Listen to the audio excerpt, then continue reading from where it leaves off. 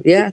Jadi orang tua itu mulai dari perkembangan anak di dalam rumah tangga, lalu perkembangan anak di dalam rumah tangga itu setelah dia berkenalan dengan sosial, ya, lingkungan sosial, maka dibutuhkan ialah seorang pendidik yaitu guru. Nah, tentu guru yang bagaimana di sini, tentu guru yang memiliki apa ya, karakter-karakter tersendiri, yaitu kemampuan, kecerdasan, dan tahu tentang psikologi anak.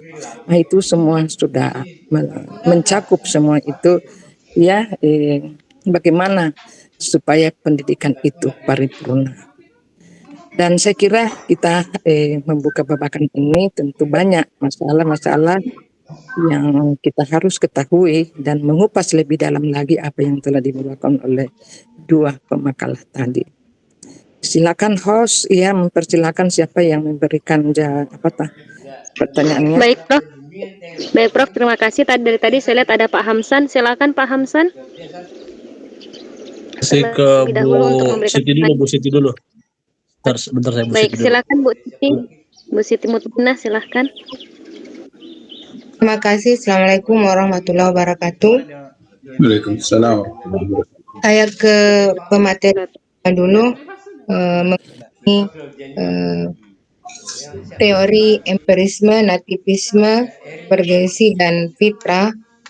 Tadi sempat saya dengar untuk teorinya ini kita bisa melihat ya empiris itu dari pengalaman, kemudian yang mungkin bisa ditambahkan di sini pemateri mungkin bisa menjelaskan dari keempat teori ini mungkin apa kelebihan dari teori ini dan apa kekurangannya masing-masing dari teori itu, karena saya lihat di makalahnya tidak ada, kita tidak bisa membedakan mana kelebihannya dan mana kekurangannya biar kita bisa menentukan mana yang tepat. Kemudian yang kedua itu dari perspektif teori fitrah mungkin bisa dijelaskan pemateri apa yang dimaksud dengan fitrah di situ dan bagaimana peran pendidikan dalam mengembangkan fitrah peserta didik.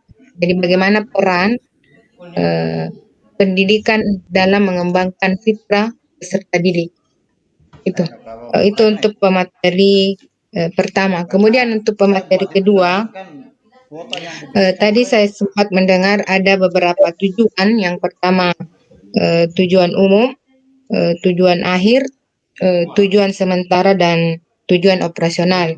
Di sini yang saya garis bawahi mengenai tujuan sementara. Yang dimaksud di sini tujuan sementara itu seperti apa, dan untuk mencapai tujuan akhir itu ada tahapan-tahapan yang perlu dilalui untuk mencapai tujuan akhir. Saya kira itu untuk pemateri kedua. Saya kira cukup untuk saya. Baik, terima kasih Bu. Kemudian saya lanjutkan ke Pak Hamsan Wadi. Silahkan. Iya, langsung dijawab ya. Ya, bisa. Dua pertanyaan. Ya, bisa Bu. Ya, Bismillahirrahmanirrahim. Assalamualaikum warahmatullahi wabarakatuh. Jadi memang di makalah ini tidak ditampilkan kelebihan dan kekurangannya. Ya, tapi kita bisa membaca dan menganalisa.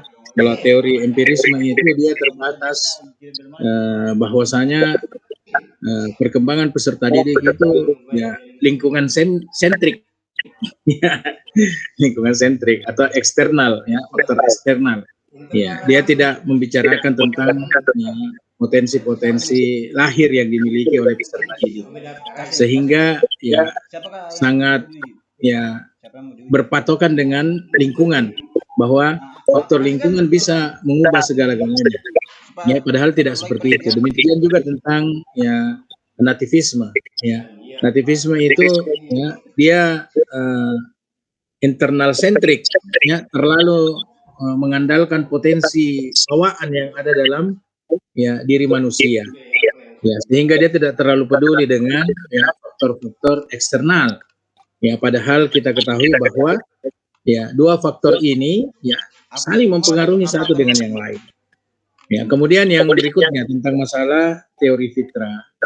Fitrah apa yang dimaksud dalam masalah ini? Ada tiga, ya. Jadi tiga ya, fitrah yang harus ada dalam diri kita, yaitu yang pertama fitrah beragama, kemudian yang kedua fitrah suci, dan yang ketiga itu fitrah intelektual atau akliyah. Ya, jadi ini yang disebut dengan fitrah, ya, dalam apa namanya teori fitrah tadi.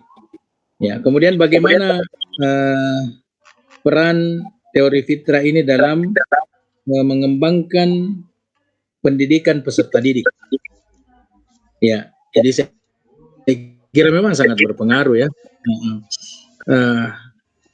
Salah satu yang tidak boleh kita lupakan, di samping kita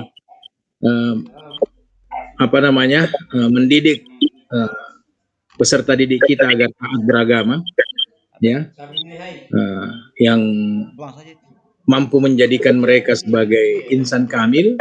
Ya, kalau tidak ada pendidikan yang sifatnya akli, ya juga tidak ini, ya. Makanya harus, ya, jalannya itu harus ya berbarengan. Ya, potensi fitrah beragama kita asah, potensi fitrah suci, ya, bahwasanya dalam diri kita ada memang perbuatan-perbuatan yang baik, ya. Nah, ada ada sifat jujur, ada sifat amanah, ada sifat siddiq, ada sifat fatana, ya, itu semua yang harus dikembangkan dan sangat berpengaruh, ya, dengan pendidikan, ya. Memang harus dididik, tidak bisa jadi didik, ya. Jadi potensi fitrah itu, ya, nanti bisa dikembangkan, ya, kalau ya mendapatkan pendidikan. Ya, selama dia tidak mendapatkan pendidikan, maka potensi fitrah itu ya sangat terbatas untuk berkembang. Ya, saya kira ini yang bisa saya sampaikan, ya. Kembalikan ke Ibu Siti bagaimana? Silakan.